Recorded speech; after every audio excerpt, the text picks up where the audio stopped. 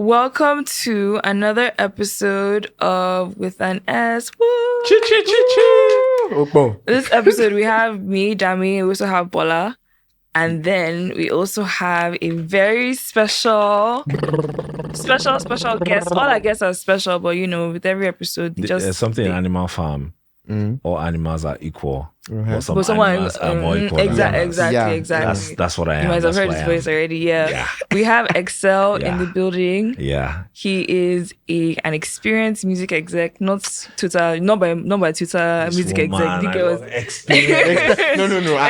By the time they hear everything that you have done, they will know. I love this guy. He's also an artist manager. Manages Cold AF. You might have heard some of her music. And in this episode, we're gonna get down to all the things you wanted to hear about, you know, working within the music industry, actually doing the hard work behind getting somewhere in your career. So you guys, it's going to be a great one. It's going to be a great episode. Get ready to hear from a jack of all trades. We try. This is With an S, a music commentary podcast where we talk about all things Afrobeats, ranging from new music to more serious issues within the music industry. Wow. Yeah. Glad to be here. Great. I can hear it in your voice. Yeah. That excitement. I have some stuff to get off my chest. We're ready. So yeah. Before we get into the deep questions that we want to ask, looking back into, I'll say when you were a child, like in primary school, you know, obviously we usually have like a report card that talks about how you were, your behavior. What would you say your report card said about you when you were young? Very playful. Yeah. Very playful. So the thing was that I was very playful, but I was always like top of the class. Oh, nice. So I think it used to frustrate my teachers and parents. They wanted you to fail. No, like they want, like, it's like, don't be playful. Like, they expect that the people who will be top of the class should be like strict, you know, their uniforms are clean, stuff like that. I was the opposite of that. But I was always a people's person from childhood. So I always knew how to. Were you like sporty, like artsy, or? I was more drawn to art. I was more arty and theater. So I was always like drama, acting. Music as well. So yeah, I've been in music since I was a kid. I used to sing in the choir. I used to play drums. Yeah. My dad actually was a singer. He had a band. I saw that actually. Research. What the hell? Come on, Steve and the Blues. God damn. Wow. We do our homework on this podcast. Jesus Christ. It shocked you. That was, oh no. This is like when artists meet Nadwa. Right? Yes, my dad was in a Christian band called Steve and the Blues. And from that he got into pastoring and whatnot. But yeah, my father put me on to music. Two things my father put me on to: music and tea.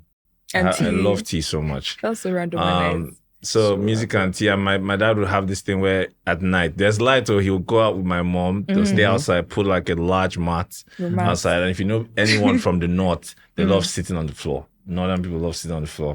So put a large mat outside, have this radio. He'll be slamming like Christian music, but it's not just like, because then it was the popular Christian guys were Tom Wayne, Ron Canali, but he will also play like gospel rock and gospel hip hop. And he used to subscribe to a magazine called Charisma. And Charisma was like urban and alternative Christian stuff. So that really is something I keyed into and I loved so much. And yeah. Fair enough. And how would you say like it influenced like your relationship with music? Oh, very much. 100%. Very, very much. It definitely shaped my relationship with music. I think the part where my parents knew that they had done something was when I stole money. And they called me, but I stole it to buy Dixman and Walkman. Yeah. That's crazy. I did. And I bought 50 Cent, Get Rich or Die Trying. Oh my gosh. Because showing your age. Because when I went to the CD shop, the guy was like, bro, you gotta get this. This is, and listen, till today I'm a huge 50 Cent I'm sure fan. they were like, out of all the things you could have bought, it's not even like a Christian. No, because we had it all already at home anyway. Enough. So we had it already. I wanted to check out something. And at that point, I would say my love for hip hop was growing. So I got into 50 Cent. And then anybody 50 Cent was affiliated with, I got into. Eminem, D12, Obi Trice, anybody that 50 Cent or Sha connected to in some way, I got into their music from there. Fair enough. Yeah. And then, as we said, we did homework on you as well. We also saw that you're meant to go into a military path. Wow. Yeah. We checked. Yeah. So how was that when you decided, to go against what your dad wanted you to do and then say that, okay, no, I want to do this music thing for myself? So me and my dad didn't always have the greatest relationship, which is so funny because now, as an adult, I catch myself being like him so much. Yeah. It always happens like that, and it's so annoying. So annoying. I catch myself a lot. So me and my dad used to disagree and fight on a lot growing up, and but now I have context. I'm going to answer your question, but now I have context on why we used to fight because I didn't get him. He was coming from a different era and a different world. So for context, my father was born into a family of 10 children. Oh wow. 8 died as children. Oh, wow. 2 of them made it into adulthood, him and his sister, and the sister died of AIDS. That's so tough. So my father just knows trauma and anger, and he was like, he came from like proper poverty. My father as a child used to work in a bakery. I was paid in bread. Wow. No money. Wow. Bread. So like having someone like that look at his child and look at me like you have everything, like you don't have any excuse, like what is hard here, I mean, I'm looking at it like chill, So as I grew up and I reflected, I was like, I was tripping. This guy was right,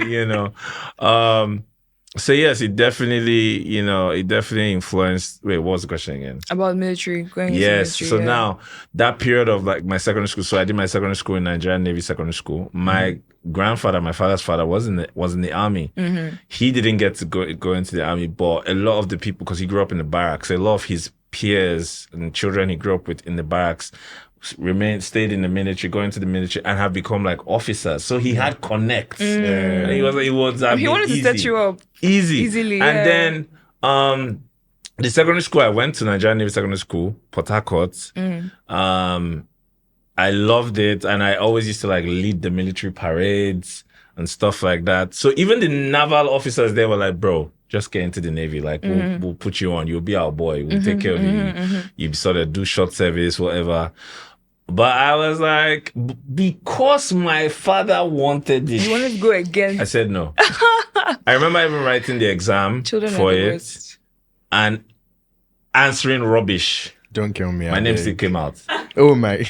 And that's your business. My name but we had a conversation and I told her, look, I'm not doing this. And he was so upset with me. And my mom was like, okay, you know what happened?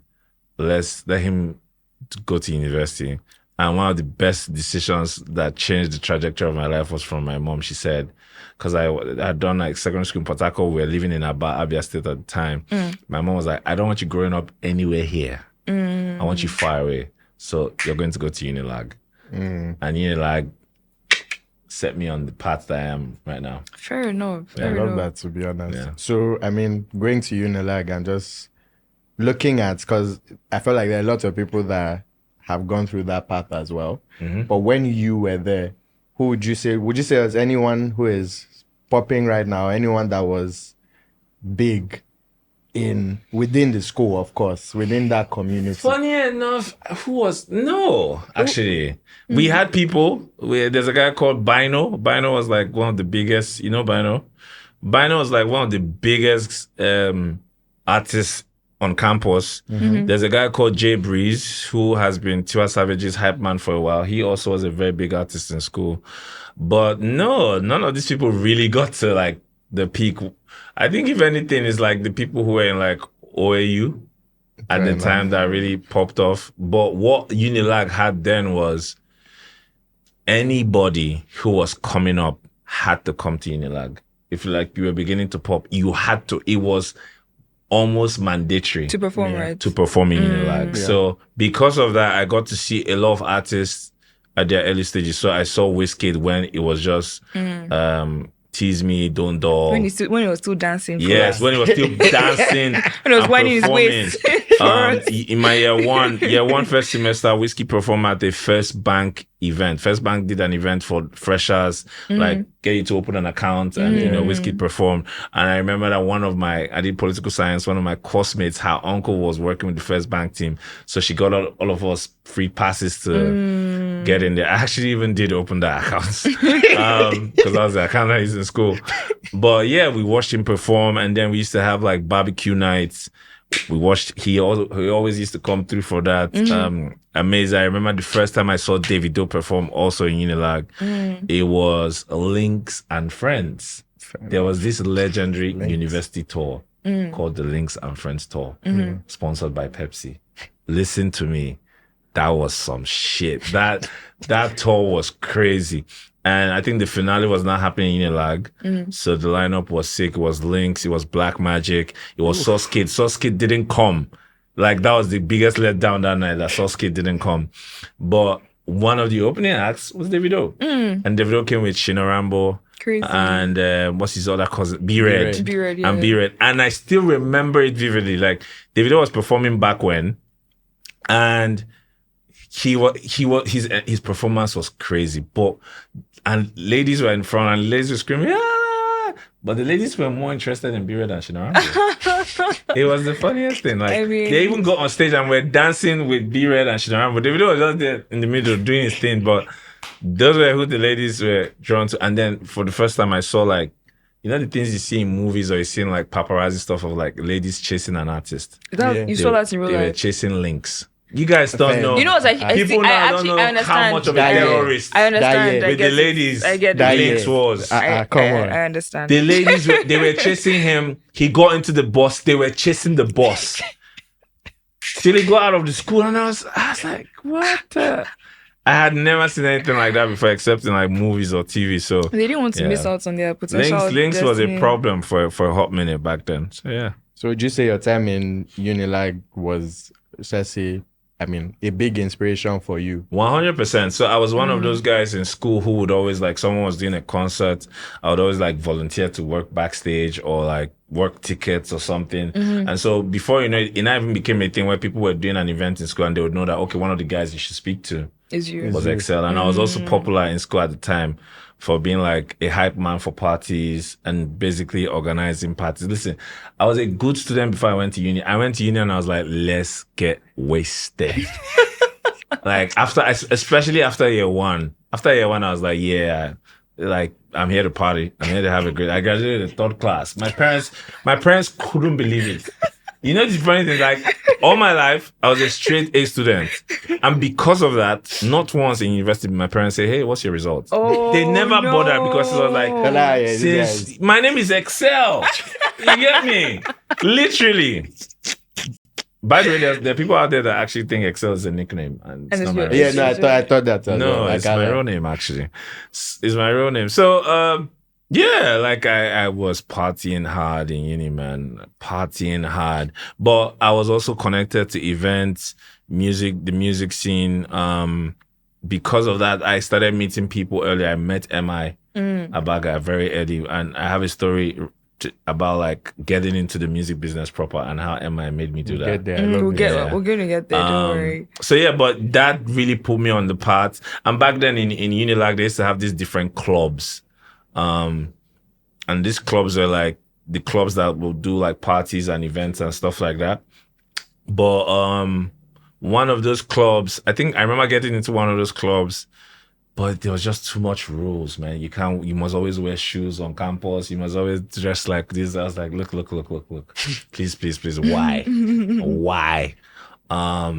But yeah, the Unilag really prepared me for getting into the music industry. And now, while all this is happening, while I'm still in school, I'm also paying attention to Nigerian pop culture and people like Osags, AOT2, Steve Dede. I'm paying attention to what they're doing. This is like the early days of Pulse and NetNG first, because Osags was NetNG, and so from NetNG he went to Pulse. So I'm paying attention to that, and then he gets into Pulse, and then he's doing what's that thing called, where he sits in the camera and like shares opinion? Facts only. Facts only. He's doing facts only, and he's just very brash and saying raw, rough truths.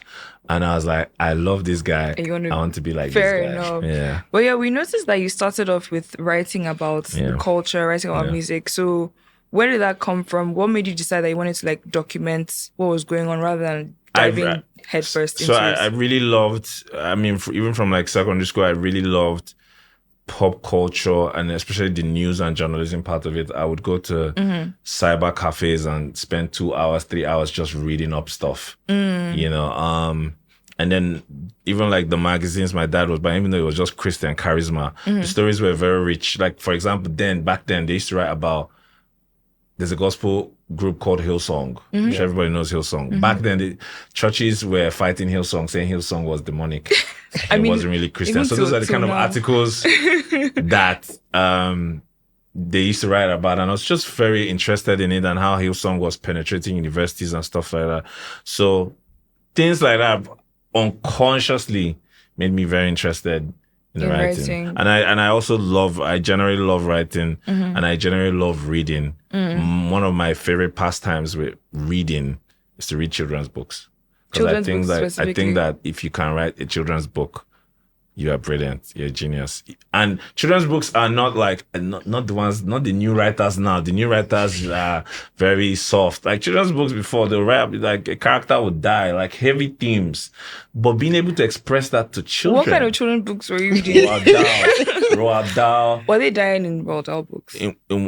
Like he would address themes like that. Maybe someone would know that, but like someone had lost a parent before. And then Annie Blyton, Famous Five. I knew you saying I was there, kind of interested. I was there like crazy. Of course. So yeah. I guess that also kind of helped you later on, because you started helping artists like articulate themselves, writing press kits for them. These your guys are dangerous. The way these people know this stuff is so scary, man. We have to dig deep. People want to know. I started doing that. Yeah. How did you develop that skill, and why do you think it was overlooked at the time? No, so what happened was that like So shout out to Twitter, because I started being a nuisance on Twitter with music especially, and it caught some artist attention, and I would DM people and be like, hey, you can package this better, you can do this better. And then I had a friend called Sheun Badejo. Shout out to Sheun Badejo. And me and him would work on certain things. And Sheun was like, look, I'm going to give you access to my blog, write articles and stuff. So Sheun Badejo really helped me tap into writing. He was like, here's access, like take back end access to the blog. Go and write anything you want to write. Go and write and be posting. Who was an interesting artist like back in the day that you wrote bios for, like EPKs for? I wrote for... I'm trying to see now. I wrote for a bunch of all those Unilag artists, man, that didn't really pop off now. But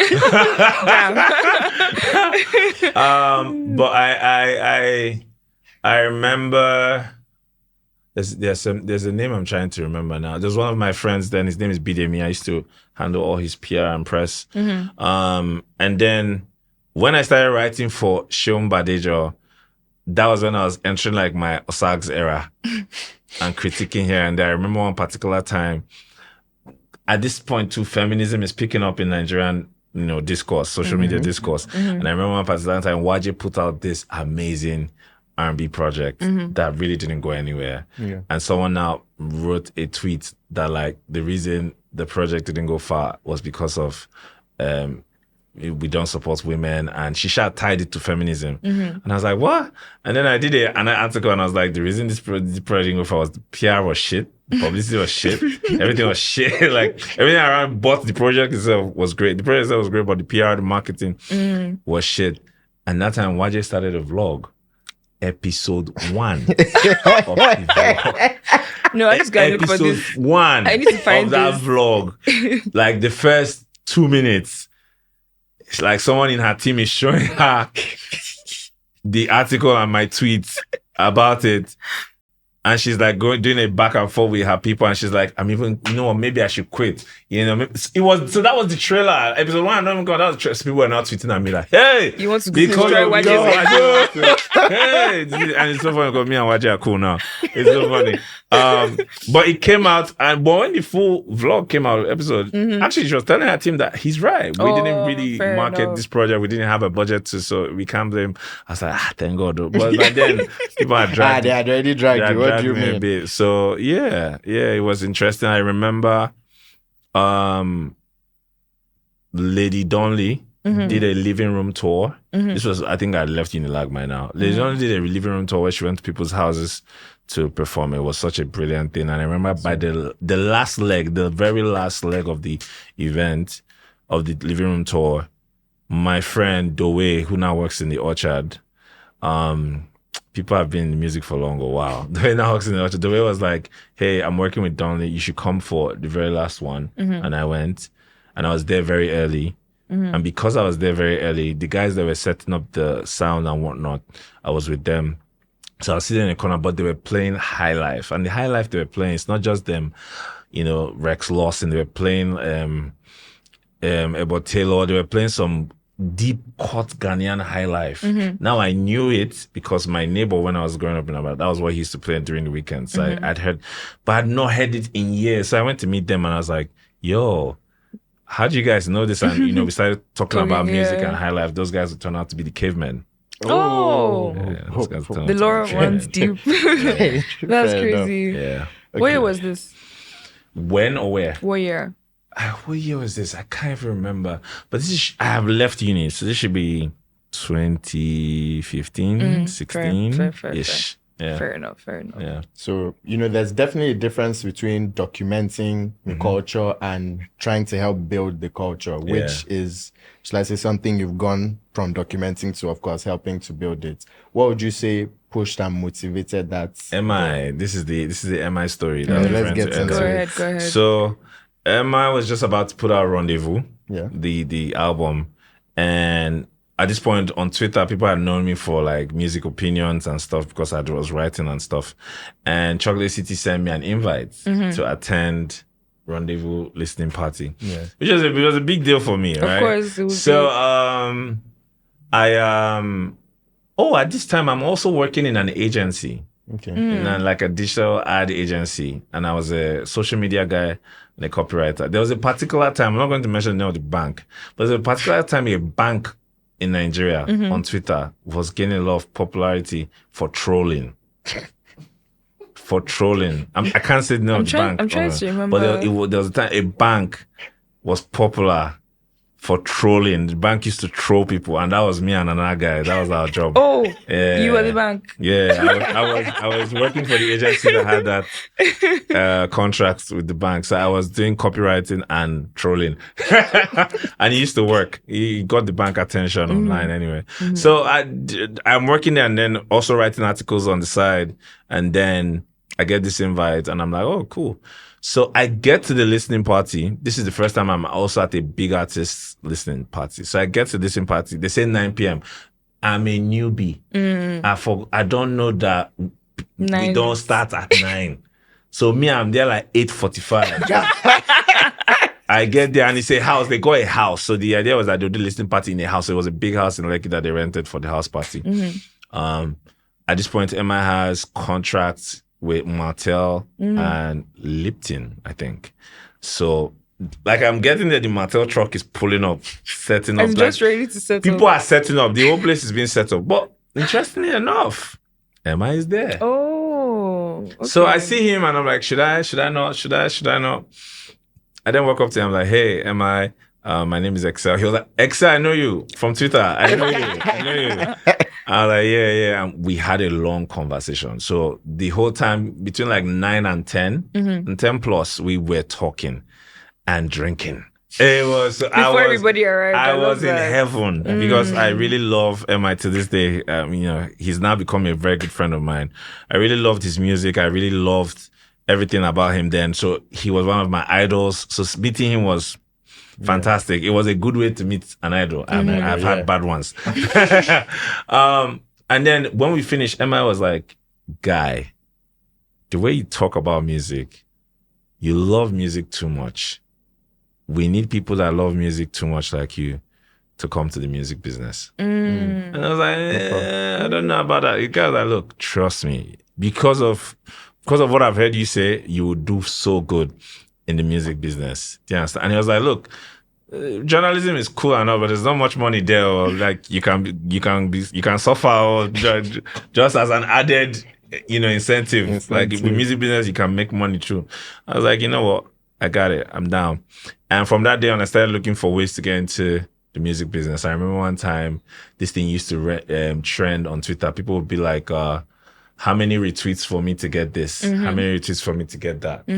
I remember tweeting at Aldumekori, which I said, how many retweets for me to become an intern or so? And he just laughed. He didn't answer me.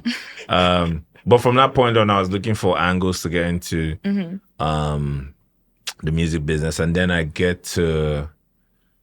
I was working, the agency I was working in, something dramatic happened and I left. That's another interesting story. And I left and I saw a job offer to write entertainment news for a news app called Scooper. I was like, oh, okay, sure. So I go there, and now Scooper is owned by a company called Transion. Transion owns Techno in Phoenix. Transion has a sister company called Transnet. Okay. It's all in the same office. Transnet owns Boomplay. So we're all in the same building. So I'm working. But what was happening was that artists were always coming to have meetings at Boomplay. Yeah. But we're in the same building. So when they come, and there's always a big noise because if a big artist comes, there's always... But when I come out and I'll meet the artist, I'll always know the artist or somebody in his team. So the guys in Boomplay are like, who is this guy that, always has someone there and whatnot. But then at some point I was beginning to get frustrated with my job at Scooper. It was just boring, and I hate boredom. I hate doing work that I don't feel any sense of purpose in. I hate it so much. I will leave. I'd rather be at home. And I've resigned abruptly a couple of times in my career when I felt that way. Without a plan. Yeah, without a plan. Fair. Without a plan. Don't try this at home. Don't try this at home. The economy was good then. Fair. If you try now. You try now more. Don't try this at home. So I resigned. And just as I was resigning, before I resigned, a lawyer called Ire Dumare has started a podcast called Unveil Afrobeats, and he got me to be the host. So I started it. This is my journey to podcast. So I was hosting it for a bit. I interviewed a couple of people before they blew up. I interviewed Benson. I interviewed P Prime. And it's also fun because P Prime was also their client. Right? P Prime was also their client. And I remember a couple of times I even slept over in like the studio. Yeah. Because then me and my father's beef was getting very intense. So some nights I wouldn't even sleep at home. I'll sleep in the studio and P Prime all night. So there's no surprise that he's winning now, because back then, this is before he turned 18, all night I'll be sleeping in one room. I can't sleep well because P Prime is doing beats all night, right? So Ire knows me, and Ire is also working in Boomplay. So I leave, and Ire now reaches out to me and like, hey, how far? I'm not seeing the office. I was like, oh, I resigned from Scooper. I'm bored and stuff. He was like, look, Boomplay is starting a media arm. Would you be down to join? I was like, for sure. He was like, okay, I got you. He connected me to people who were going to run it. And they're like, okay, when can you resume? There was no interview. It was when can you resume? I love when like things align in your favor. Like, and I was like, I can resume immediately. They're like, okay, we'll give it, like, still stay at home for a bit. Let it not look like you just came, you resigned from upstairs and now Boomplay was downstairs. So, I resumed, and it was amazing. The first week, my first week of resumption, Burna Boy's African Giant is coming out. And Boomplay was a sponsor for the listening party. I think we had not dropped a lot of money. Boomplay didn't drop a lot of money. But it was a new team and we had energy. So we got to the venue, which is at where W Bar is now. That was where the venue was, inside. And Trace is the lead sponsor. Trace got other brands to sponsor. Shout out Larry Masha. This was my first time meeting Larry Masha, and we fought that day. That's my guy now. So we get there. they give us one small corner by the wall, but the way we set up that corner and the way we lit it up, the lights, everything, all the other brand sides were very dead. But you guys were but we were like, and Larry was like, guys, you guys didn't even drop big money. But like, no, you guys take this down, take it. I was like, Larry, we're not taking it down. Larry was talking to me that is American accent. I was like, my nigga, fuck off. We are not taking down shit. We are not taking down anything. And we had this back and forth. And he was like, look, when Bonner even gets here, you will not even be able to interview him. I was like, okay, we will see. We DSP will not interview artists. I'm joking. And Bonner comes.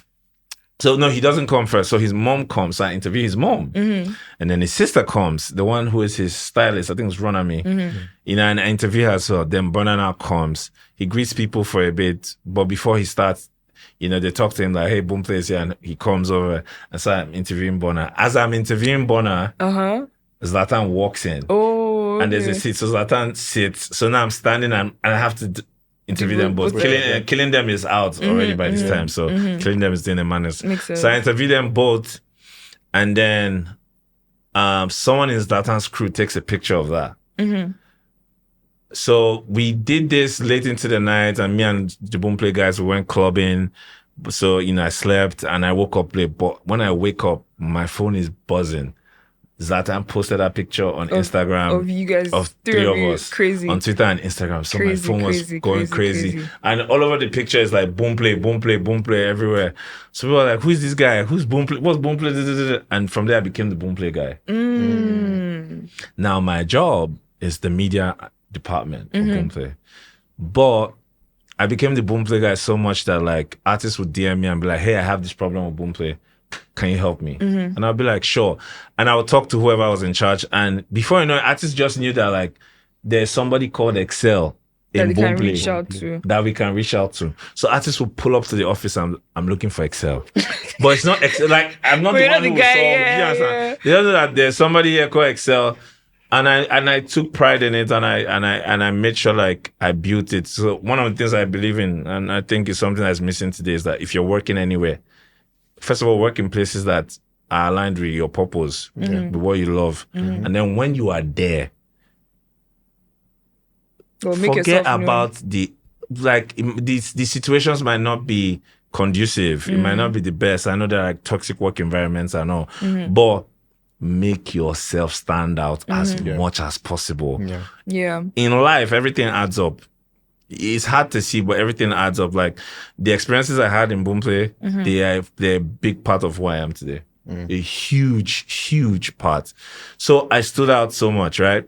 Then the CEO of Boomplay, because Boomplay is Chinese, it's a Chinese company. The CEO comes around. Then he's no longer the CEO, but he came around, and break time, me and my guys went for lunch, and while we were out at lunch, like 5 different artists came, and he spoke to them, and everybody said, Excel, I'm looking for Excel. Oh wow! And he would ask them, "What do you need?" And he's like, "Excel's not in charge of this." Like, and the last person I explained to, like, look, all we know is that there's somebody in Boomplay called Excel that can help us solve. People would tweet at me. I was like a Boomplay helpline on Twitter almost. People would tweet at me like, hey, Excel, I have this problem with Boomplay. How can I solve it? And I'll be like, okay, send this email. You know, I really became the Boomplay guy. Sure. So yeah, and then at some point, I got 2 offers to leave. Leave Boomplay. And the only reason I even wanted to leave was that I'm looking for how to tell the story without stepping on toes. Be free, step don't on worry. toes. Can step on like one, two. I had gotten to a point where like in that media department, I felt like I had done all I could do. And now I wanted to get into the business properly. And so there was an opening in Boomplay. Okay. It was for, there were 2 openings. One was for PR, like a PR person for Boomplay. What was your, before you wanted to switch over? It was like, my role was like a media content executive. Okay, That's what it was. So there was the PR person role, PR manager role, and an artist and relations manager role. And I meet one of the people, one of the powers that be in the company, and I say, hey, this artist and media relations, I'm interested in it. And it fits what you were already doing. Exactly. Yeah. And the person tells me, hey, the funniest thing is that we the management level staff, we've spoken about it and everybody said you should be, so don't worry, you got it. You know, it's just out there for formality. And you know, companies do that. Yeah. It's like sometimes the job is out on LinkedIn, but they've picked the person. They already picked the person. It's just there so that let it not be like we didn't put it there. Yeah. So I'm like, cool. And then I'm at home one day, and by this time, like, things have happened. Like, Pulse had sent me an offer to join, and Motolani is like my best friend. So I'm like, for a similar role or a different? For a similar role, but now managerial level. Oh, okay. You know, at the same time, I'm speaking with Tega in Maven, and he's like, "Excel, we might have something that you could fit in." I was like, "Okay, talk to me." Suffering from success. But I was like, you know what, Boomplay, you know, I will stay here and whatnot. And I'm at home, and I see on LinkedIn, you know, when somebody resumes a new role on LinkedIn and they post it, and I see notification. Congratulate Adeola Jayesimi as the new artist and liaison manager at Boomplay. Jesus. Had you already like turned down the other ones already? No, I had not. Okay. And I was like, come. What? What? And I'm furious, you know. I'm furious, and I make calls and to the people, and like one of the person that even gave me that assurance was in charge of the hiring that. Yeah. I can't even reach the person. And I called somebody else, and the person was like, more. It was that person's decision at the end of the day, because we all were expecting it to be you, boss. So I was like, all right, all good, no Allah. So I called Tolani. I was like, bro, I'm coming to Pulse. You know, I'm coming to Pulse. We're gonna smash it up. We're gonna tear down this industry. And I sent an email indicating like my 1 month period for resignation, and I sent it to the CEO, because at this point, me and the CEO had a good rapport. And I sent it to the CEO. I was like, look, Boomplay has really helped me grow. Thank you. Leaving, but I have to leave because, like, you know, I'm trying to grow. And the guy's like, he responds, Excel, you're not leaving. That's his response to the email. And he gets my number from someone else in the office, and he calls me from China. It's like, what's the problem? And I'm like, this. He was like, they told me you were not interested in the role. Wow, somebody's trying to set you up. I was like, what? He was like, yeah. I was told that you were not interested in the role. I was like, you say what? He was like, yeah. And then it turns out that even in the media department where I was, he had told my bosses in the media department that we should promote this guy. And they were like, yeah, he's not ready. And he came with receipts. Like, he didn't just tell me. He sent me screenshots of emails like, CEO. So in my mind, they were planning against you. Do you understand? I was like, no. He was like, okay. He was like, okay, don't worry. You're not going. We're going to give you a role. And so a role that didn't exist was created.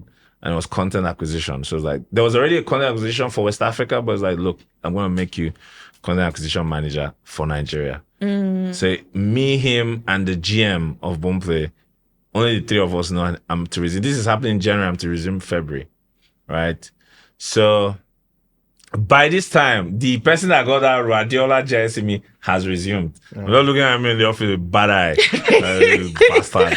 It's the fact that he called his full name. I'm crying. I can never forget. When he watches this, he'll be like, "Oh, you I can never forget." And this is where I really started learning life, because that was my first time experiencing. I knew office politics. I had seen it small, but like I am now inside the most interesting part of the story to me is like when I look at your LinkedIn, you can see like the trajectory of like your career, but you don't know the story behind how you got to this position and that position. So I just tell them I tell everybody in the office that I'm resuming my position in this media side. The media arm was called Boomboz. I'm resigning here. I even make a Twitter post that I'm resigning from Boomboz. I've enjoyed my time. Nobody knows what's coming. People in the office don't know what's coming. February like this, I resumed. But I even did PR. I got the CEO, the second in command of the company, not the CEO, but the second in command, to give me a statement for I did PR, Guardian. Because, and remember, I also had been doing PR from like living university. So I had strong media ties, right? I reached out to people, Guardian, not just okay, so I'm post this thing for me. Post time, I did new picture. Run it up. Shout out all my guys too. We talk sound. What's these guys now that also do Pit Africa? What was their name? I've actually finished. More branches. More branches. They posted all my niggas there. They posted the thing for me.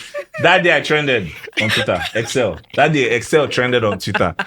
Everybody was like, what? Everybody was shocked. And I'm sure you walked into the office just like... shoulders high. The day that the announcement went out, I didn't go to the office. I wanted the thing to cook. Then the next day I went to the office. Yeah. I'm not a manager. Talk to me different.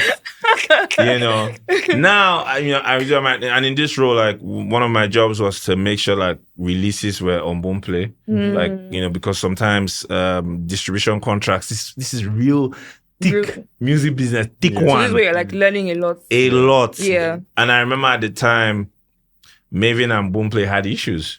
And so a lot of Maven catalog was missing on Boomplay. And this was Excel day one. Resume. This is your your task. Thankfully, myself and Tega had a great relationship. So we started the conversations. Now, before I even started the conversations with Tega, the Adeola Jaisimi, I've been observing the guy in the office. And I'm like, this guy's not a bad guy.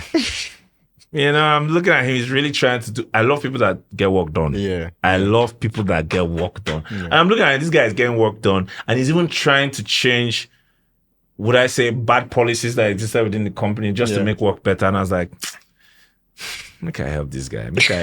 But he was not able to get it because he didn't understand the political landscape of the office. Yeah. Every office has a political landscape. You need to know who to meet and, Yeah. So I said, okay. So one day after work, I met him. I said, Deola, tonight, I'm taking you, we're going to drink and eat pepper soup, and I will show you the ropes. And that night, I downloaded the ropes of the office team, but I also told him the story of how he got there from my parents. So he was like, what? And this guy is one of my best friends today. Oh, so I love that. That's why I could see his name with your chest. Yes, I was like, what? The way you're calling him out. He's one of my best friends today. He currently manages Joe Boy. And he also worked in the Orchard for a bit, but he's one of my best and solid friends. So see how like a great lifelong friendship has come out from that. So life is deep, you guys. And life is deep and very nuanced. The way life can bring people who will benefit you and help you and even teach you stuff, it wouldn't always come in a streamlined way. It wouldn't always come as direct as you want. And I'm also a Christian, and one of the things I've learned is that like the way God also functions is that God can use anybody. Literally.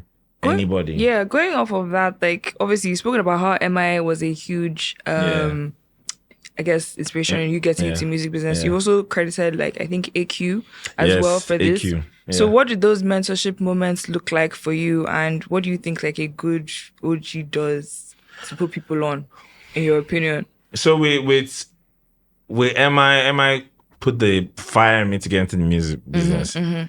AQ was also one of those people that gave me like real-time advice in scenarios. AQ is one of the most intelligent people you will ever meet in the music business. Very intelligent. We are not as close as we used to be, but I will never deny his influence on me.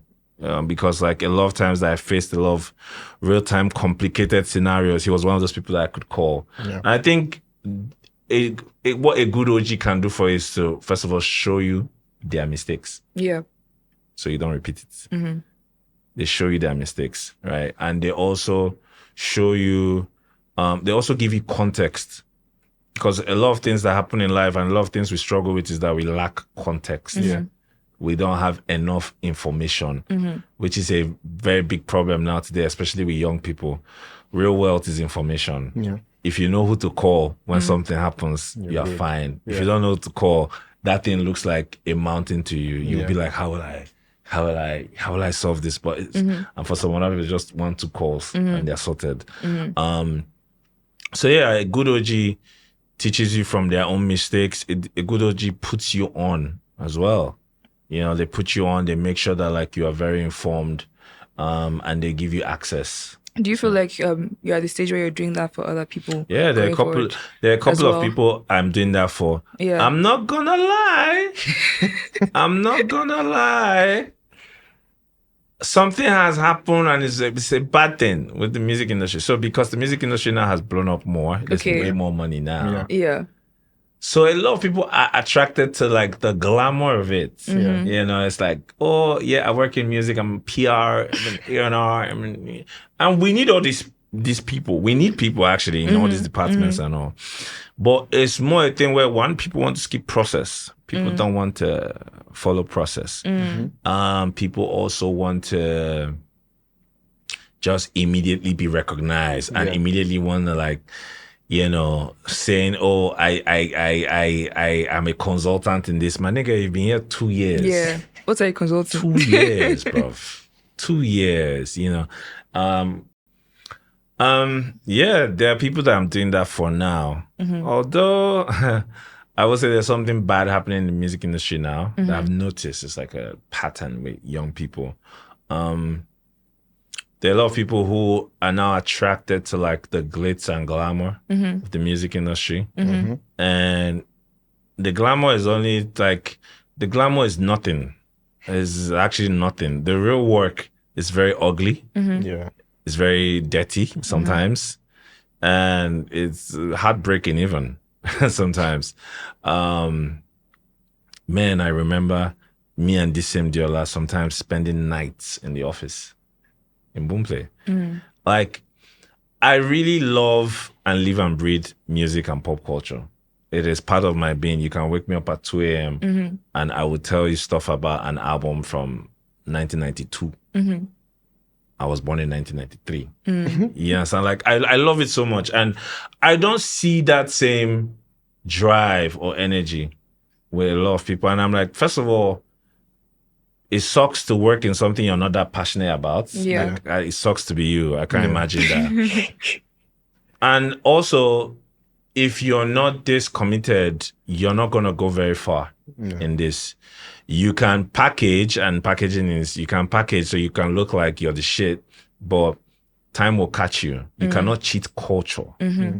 You cannot cheat culture. If as Wiki will say, if he didn't dare, he didn't dare, you know. But I've also seen a lot of people who are very hungry and very intrigued and very genuinely interested and even concerned about the state of things in the music business and pop culture. And when I meet those kind of people, I'm always very excited. So yeah, okay, I'm your guy, you know. Fair enough. Yeah. And then you also took, like, I would say, a sharp turn in your career when you started working with Shivas as a brand ambassador.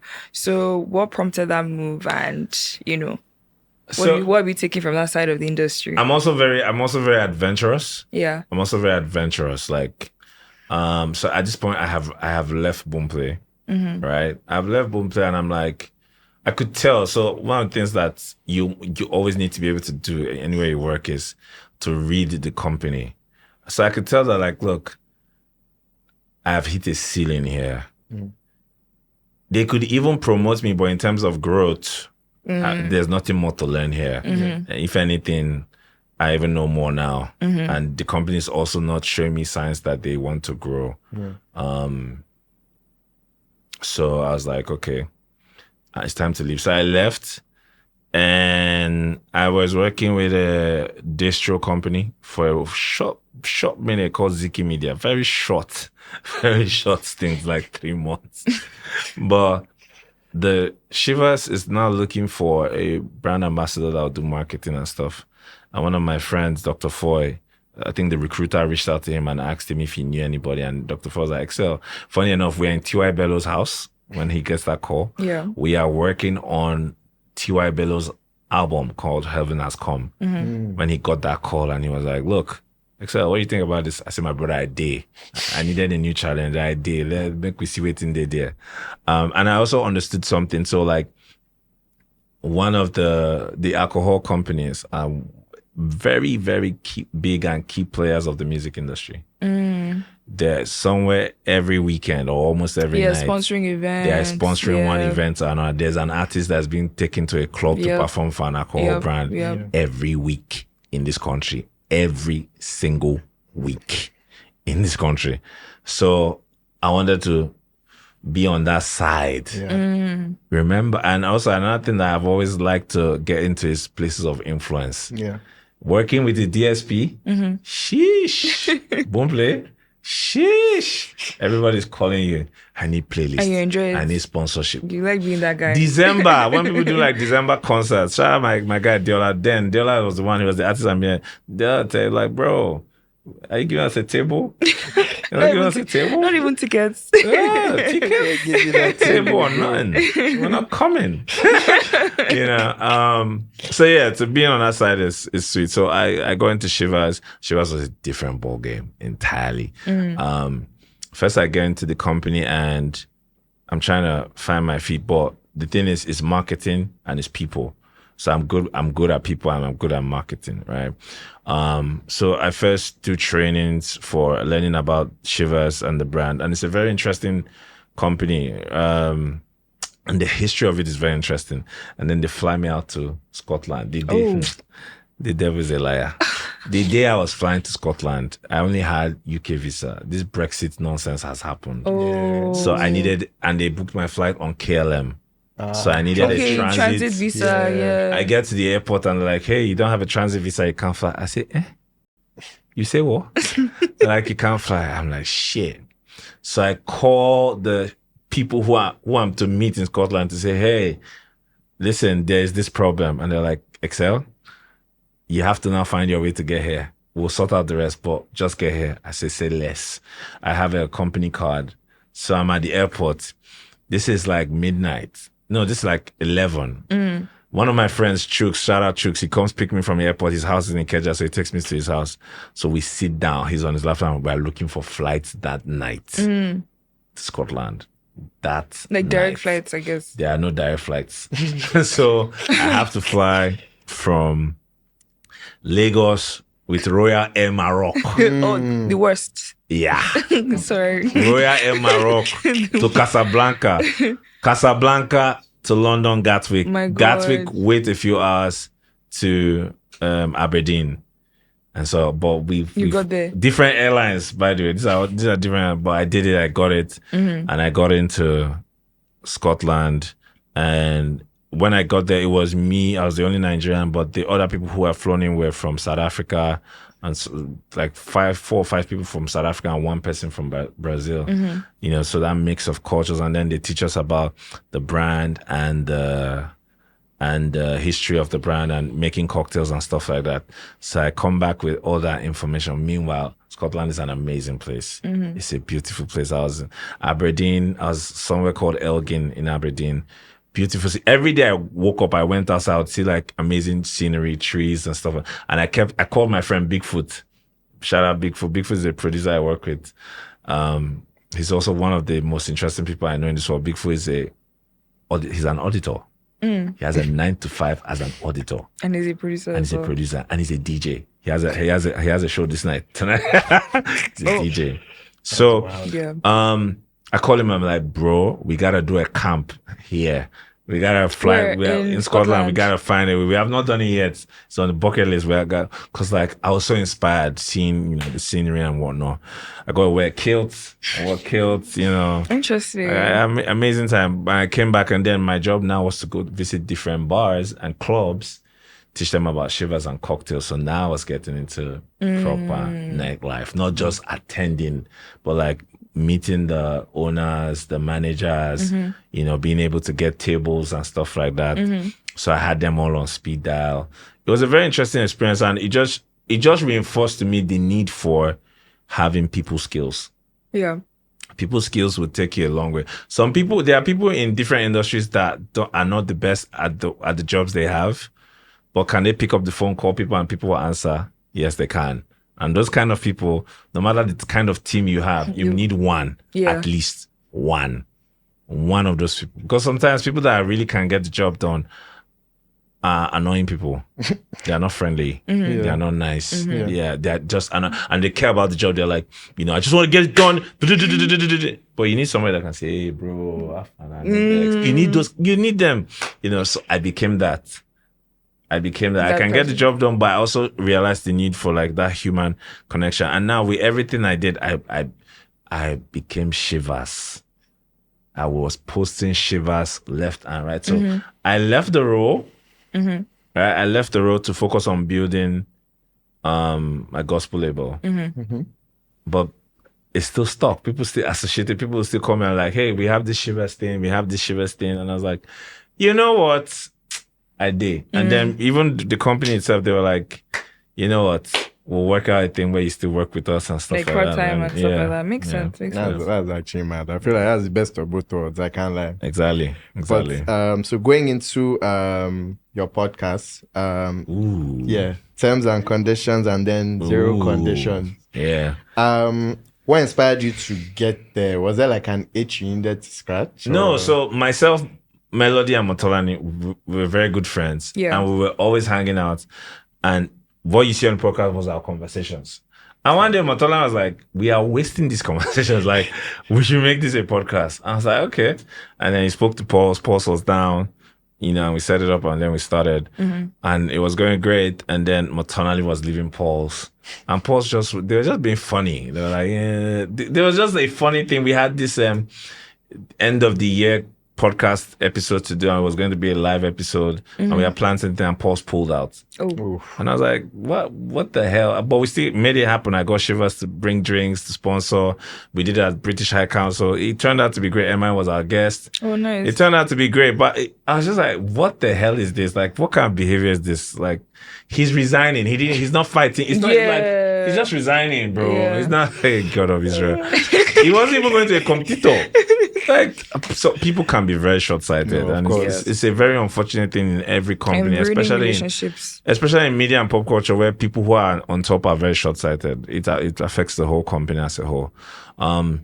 So yeah, he left, and then when he left, we're like, okay, we'll start our own thing. So which was not Zero Conditions, I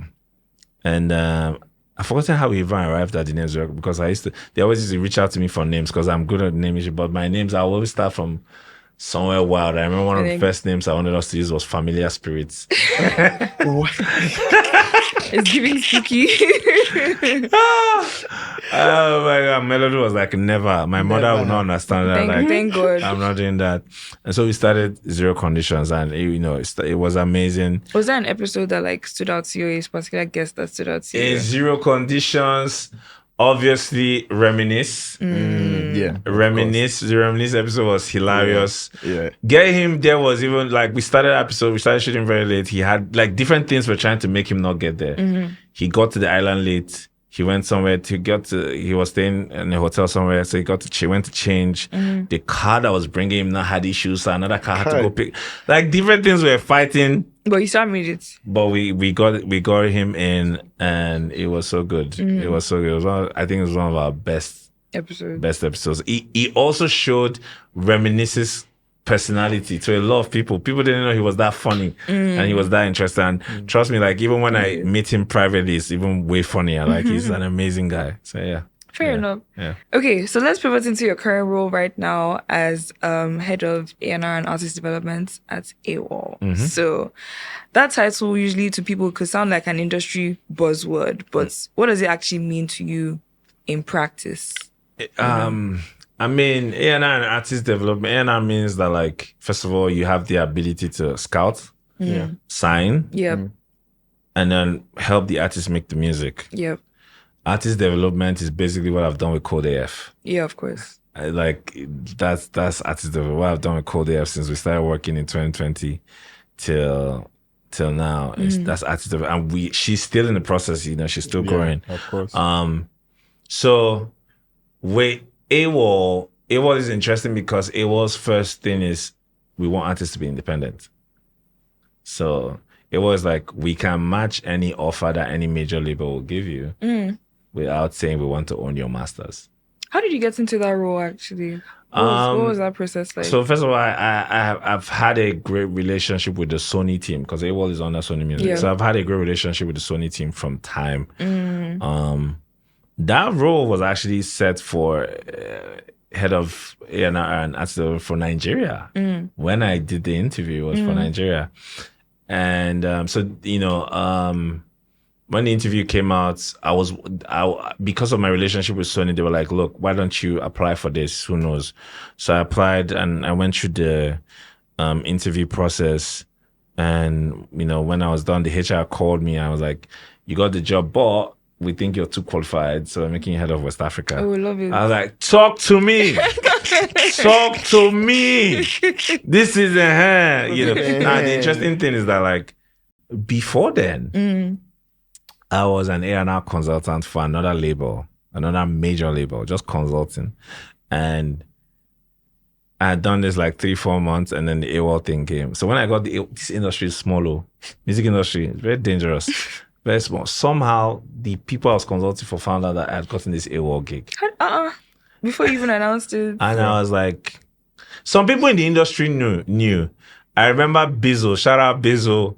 I think it was out of excitement. There was this like, was he a listening? No, Audiomack. Audiomack was in like a December end of the year party, whatever.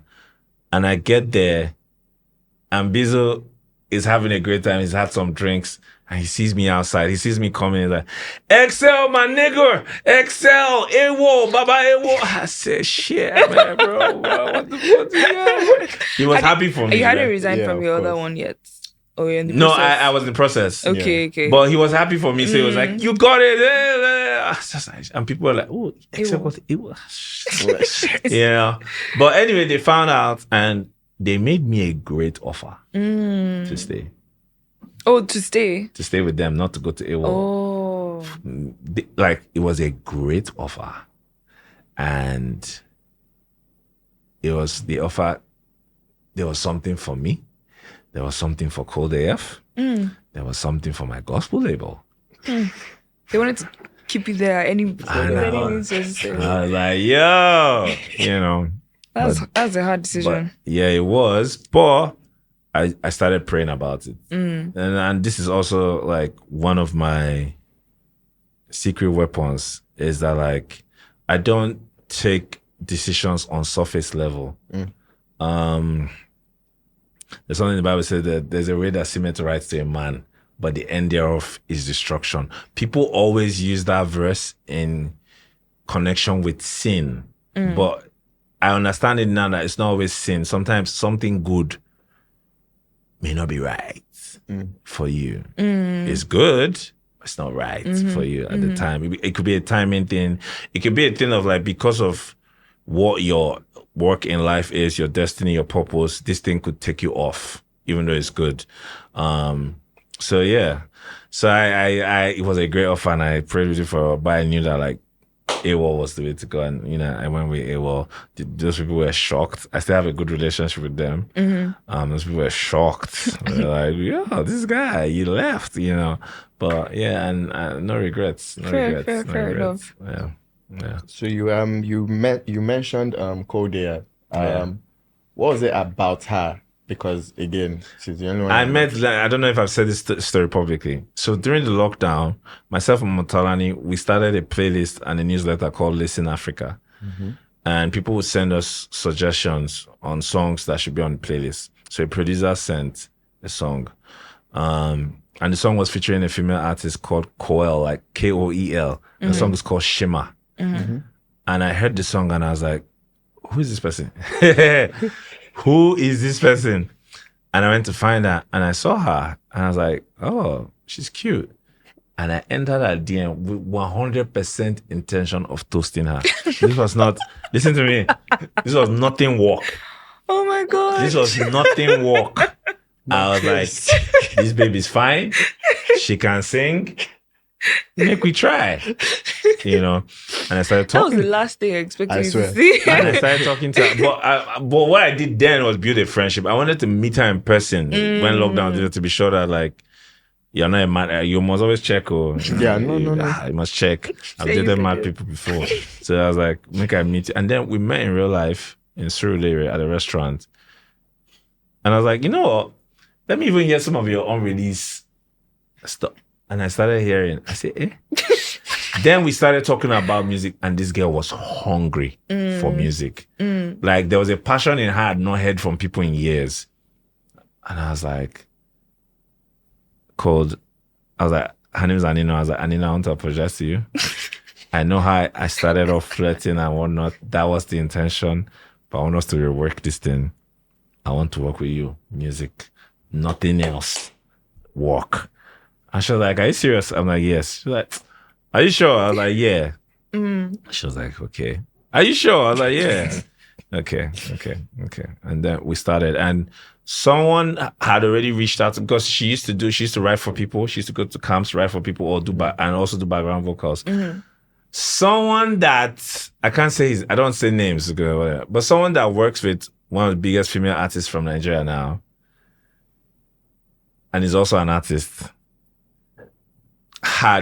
Code had done some stuff with them, like background vocals, and the person was like, I want to work with you. But the female artist he's working with has started blowing up big, internationally even, right? And I'm like, my in the background here solved it. I mean, like your clues are kind of yeah, bro, don't worry. And the person was like, I want Code will work with you. And so she was like, okay, Excel, this person wants to work with me. And I was like, this is fantastic. Like, even me too, I would like to work with this person. So all of us go dig. But I told her, I was like, look, the female artist he's working with, she's going international at the moment. Like, that nigga ain't got it's not going to have the time. It's just real life. Not that he doesn't want to. Yeah. He will not have the time. And I was like, look, she was like, no, let's wait for him. I was like, look, I will give you a certain number of months. What will happen is that this girl that he's working with now, she will even get bigger. So when you see that she has gotten to this certain level at 3 months, just know that this guy can't work with you. Even though he wants to, he can't. Like, he has to focus there. And so it happened, and she was like, okay. I was like, you ready? And I was like, first thing we're going to do is that we're going to work on how you sound. Because Code was singing like an American girl doing R&B. He was very... That's so different from her sound now. Yeah. And I was like, there was no pigeon, there was no... I was like, my nigga, we have to escape poverty. Do you understand? This thing can't work. Is it good? It's good. It's even great. And then on one of her songs, she had a song called Gallus. It's not even out. It's never come out. She had a song, Gallus. I heard the dance whole thing. I said, my sister, you are talking now. We did here. And so we started working between 2020 and 2022. All Code was doing was posting covers on social media and working the studio. We didn't put out music. And Code would be like, Excel, my peers are putting out music, man. Like, I was like, look, there is a danger, and for artists out there, there's a danger of how you come out. How you come out matters, because once you've come out, you've come out. You've come out, literally. Once you come out, you have come out. I said, leave all these people. When we come out, you will see. And I'm Excel. I'm in this industry. I get leg. I go do things. I just want you to... what I want is a situation that when I go and meet people and say, this is my artist, aside from their emotional attachment to me, they hear the music and they say, oh, shit. She's good. I said, this is what I want. Yeah. So let's get there. Do you understand? I remember we had a camp, Boomplay had a camp, we had a partnership with Aristocrats, and they did a camp in PH. And she was there, obviously. And she was there, and in the camp, she easily stood out. And other people were meeting me like, hey, this girl, I was like, okay. And from that camp, I think there's another guy that was at that camp that is doing excellently now, and I love him so much. I love the work he's doing, Cottrell. There's a guy called Cottrell. He does R&B music. He does some work with Rick Hassani. Yeah. He's doing amazing right now. So from that camp, she stood out. And when we came back, I was like, okay, you're ready. So December that year, we put out a 2-pack, Blues and Wasted. Blues picked up. People loved it. Not so long after we put it out, there's a show in the US called The L Word. The L Word picks it up. They use it for an episode. So now, like, we're not getting streams from America. Till now, Code's number one country is America, not Nigeria. Because of that? Well, it started from there, but like moving forward, which is so funny because she's never gone. We've not gone there yet. And then we put it out. Amazing support from the DSP. Spotify even gave her a playlist cover, her first time release. I was like, see the shit I do for you. I told you, But the amazing thing about Cold, is that, like, aside from her taking my advice and listening to what I tell her and stuff like that, Cold knows who she wants to be. It's so important for people to have their own sense of direction, and sense of self-worth. Yeah. She knows who she. So people used to meet me and say, "Hey man, I love the way you branded Code." Now lie, I didn't do one thing branding wise. It was her. From day one, Code told me this is how I want my look to be. Because her branding is so distinct as well. From day one, she was like, Excel, this is how I want my... And I saw it, I was like, yeah, there's nobody like this now. I remember the first time I saw her perform was at... It can work. FemFest. Oh, nice. Yeah, I think 2 years ago. Where she wore the like suits. And she did it every day. And that was my favorite song by her. And I was like, oh my God, who is this person? So like... So good. That day we were pissed off backstage, right there. the pissed off backstage.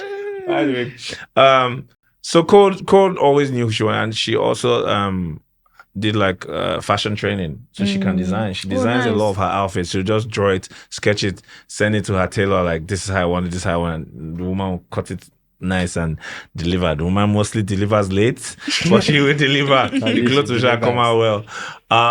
And Code is super intentional. So Code ruined working with a lot of artists for me.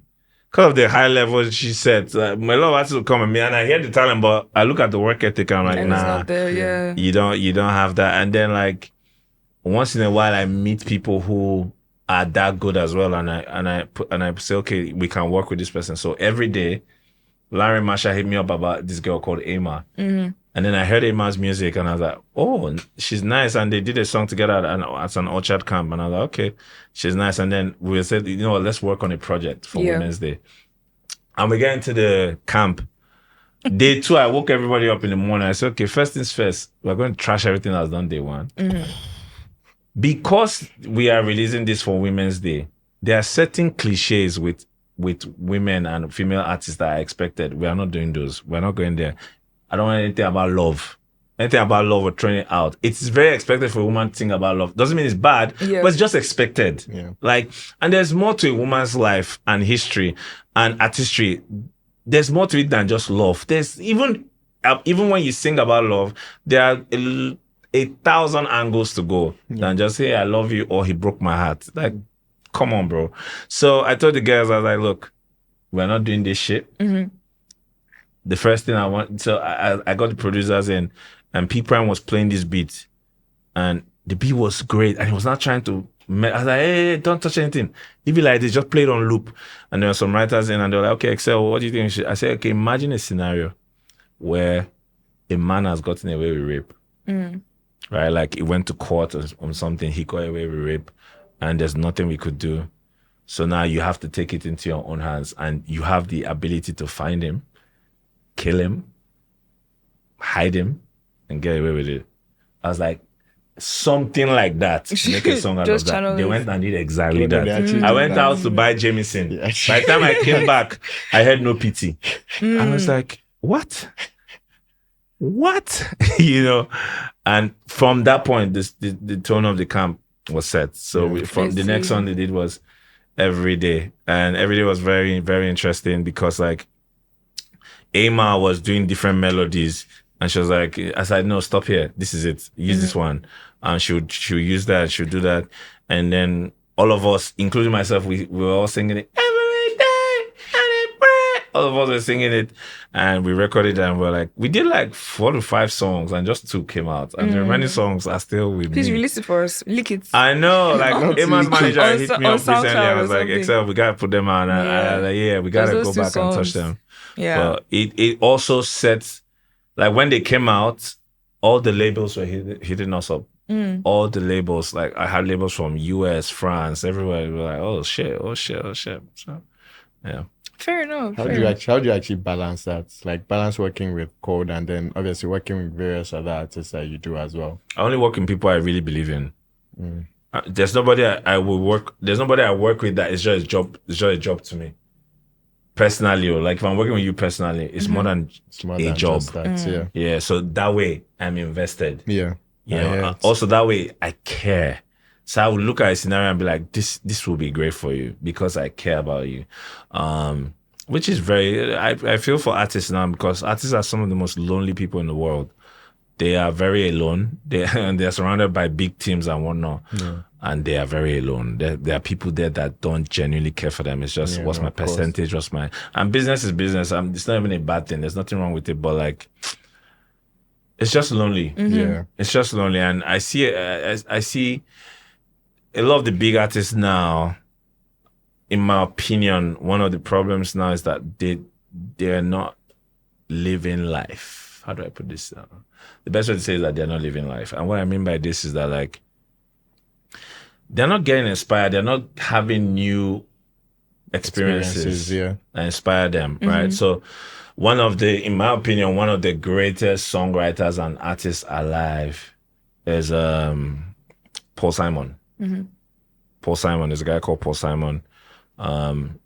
He did when he was in a group with someone else, Simon and Garfunkel. He did Hello Darkness, my old friend. You know, and then he had his own solo run, and at the height of his solo run, when he needed inspiration, what did he do? He traveled to South Africa, and he made his greatest album. It's called Graceland. And then not only did he even make that album, he worked with artists there. There's an a cappella group called Lady Smith, Black Mambanzo. He worked with them. He produced their album.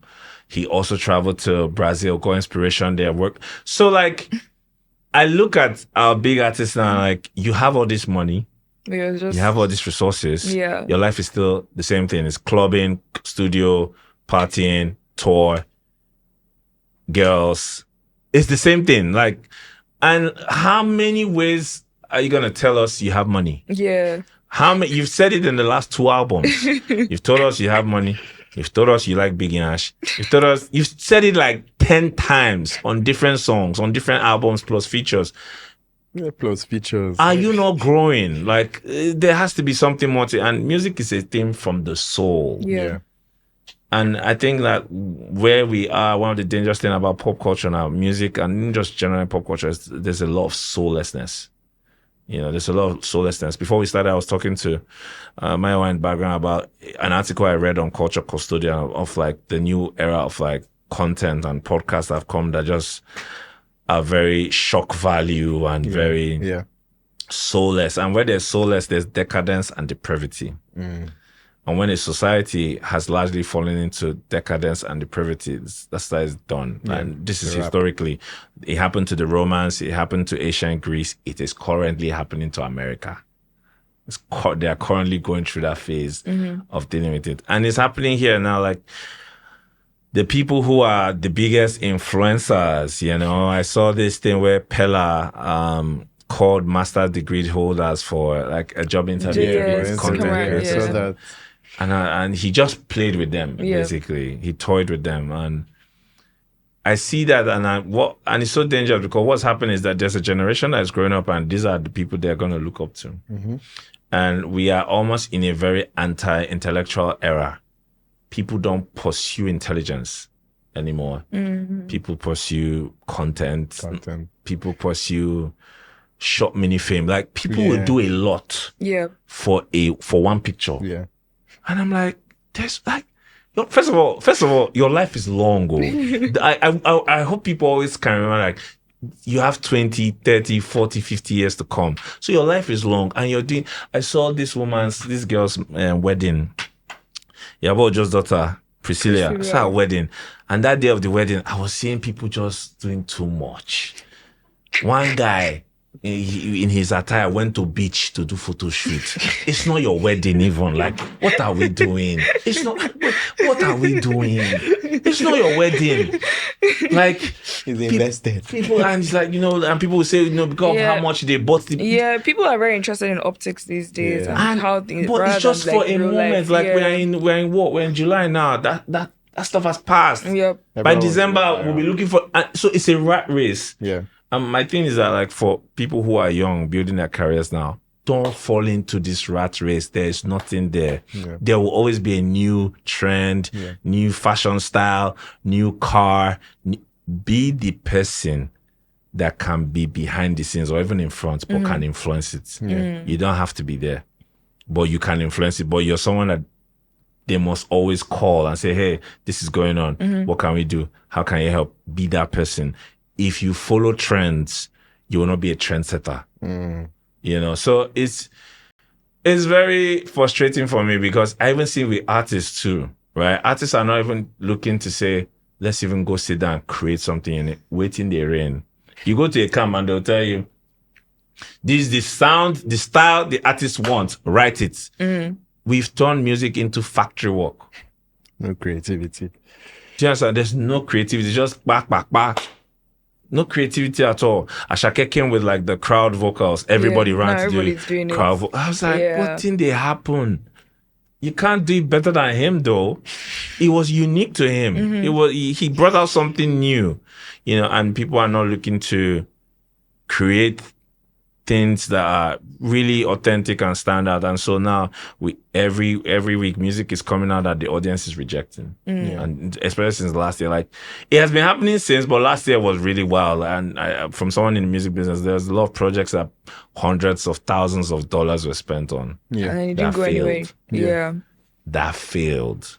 Like, I feel like a lot more people are making music now than ever before. Which is also a problem for the audience. There are too many artists. Too much. Even with like the good projects, for it to have like longevity is hard because there's too many things that's coming out. It's too many, and artists now worry about like the wrong thing. So an artist is worried about like being in the top 10 of Apple Music. My nigga, can you do a show? Literally. Can you sell That's tickets? What it's about. If you can, like every December, Johnny Joe will do Miracle in La Park, right? Johnny Joe doesn't always have the number one album. But he has his community. But he has his community. Yeah. They will buy tickets. 100%. They will show up. Like straight He will do it in Lagos, his hometown Benin, and Abuja. 3 cities. Every year he's guaranteed it. Every single year. People have had number one albums that can't sell out Miracle in La Park. What are you doing? Like, what are we doing? You can't sell out what's a small hall? Terraculture. It's like, what are you doing? Do you understand? What are you doing? And with the young artists that I work with, and I know I'm always in their ear, like, look, don't look at this thing. There's nothing here. And plus farming now, like you're in an impossible rat race. Build your community. Build your community, and community building also means that you have something of value to actually give. That's another problem, because a lot of people are trying to build community and they're failing. They're failing because there's nothing really there for the community to take in. There's nothing really tangible for the community to take in. I mean, I guess that could lead us to like our final question. What do you want your own legacy to be? What do you want people to remember Excel? First of all, like, this is all a phase. Which parts? This music part. I think I'll do music forever. But there's a whole lot more I want to do. I want to get into fashion. This year I've been experimenting with my own style. I started creating some pieces and looks just from them. Yes, this is actually one of them. It came as a canvas. Yeah, this is just one of them. I want to get in fashion. I want to get into different things in the future. I actually even want to get into governance. Oh, really? In the future, So like, and I now see music as a gateway product, right? Like, music will be that thing that I can go into any room and they'll be like, okay, he's from the music industry, he's from the creative industry, but I have much more to offer. And I think that just genuinely, I think that's how God even made us. God made us to be able to do different things, but poverty, very bad thing. Poverty, die. The first problem with poverty is not your pocket, it's how you think. You are unaware of possibilities that are available to you. So you only think that the height of my career is becoming the CEO of this company or being at the top of this. Meanwhile, you could do 1 million things. Look at Rihanna. She's enjoying her life. People are begging her to release music. Music is stressful. She's enjoying her life. She's a billionaire. She's building her family at the same time. I'm so happy for her. But I think my legacy is one that is like, I can do different things. And I want people to be able to see that they can do different things without even having to sell your soul. It's so important. There's a lot that comes in with the creative industry. And one of those things is creative industry can put you in positions where you have to compromise on a lot of things that destroy you. There are certain decisions you will make that you can't live with. And it will haunt you for the rest of your life. Trust me, I speak with artists. I speak with like some of these big artists. Some of them can't sleep at night. Some of them are partying every night, not because they love the club like that. They just have to be out and drink. And that's how they can cope. It's a coping mechanism. It's not enjoyment. Because they've done certain things and got into certain situations where they are just not at peace with themselves. And my thing is that you can win without all of that. Yeah. Without all of that. And then I'm very particular, especially about young men. I think in the months to come, you see me post a lot of stuff about just towards young men, because I'm very worried for men in this era. Yeah. I don't like how money has been put as one of those things to get, and then when you have money, it can excuse any behavior you have, which is 100% wrong. There's a reason why nature made men protectors and providers. And we normally talk about that like it's some sort of punishment or burden on men. But what it is it was something that was put there to help us shape and be disciplined and shape our purpose in life. Men always need an assignment. A man without assignment, check his life, is anyhow. Mm-hmm. A man without purpose that's the worst kind of man. Especially when he not even has money. Mm-hmm. Oh God. Okay. He is a nuisance to society. And we have a lot of men like that currently that are nuisances. And the worst part is there are a lot of young men coming up who look up to these men, who make them role models. So, Makes sense. Yeah. Thank you so much. Like, I had such a great time listening to your stories. You're a great storyteller. I learned a lot. All the wisdom. I hope people were writing down, taking notes. Thank you so much. I love you guys. Shout out with an S. Yeah. DG, you are jonesing. Not the call out. Yo, yeah, jonesing. Yeah, jonesing. But yeah, it was nice. It was nice hanging out with you guys. You guys, remember to rate the podcast wherever you listen to. It's 5 stars only. Share this episode with your friends, your family, your enemies, like Wala always says. Yeah. If you have anything to add to the conversation, please use the hashtag with an S pod on Twitter. Tell us your thoughts if you agreed or disagreed with some of the things we said or Excel said. If you want to fight him directly, use the podcast. Where to find him. Exactly. But yeah, thank you guys so much for listening, and we're out. Bye. Bye-bye. Cheers.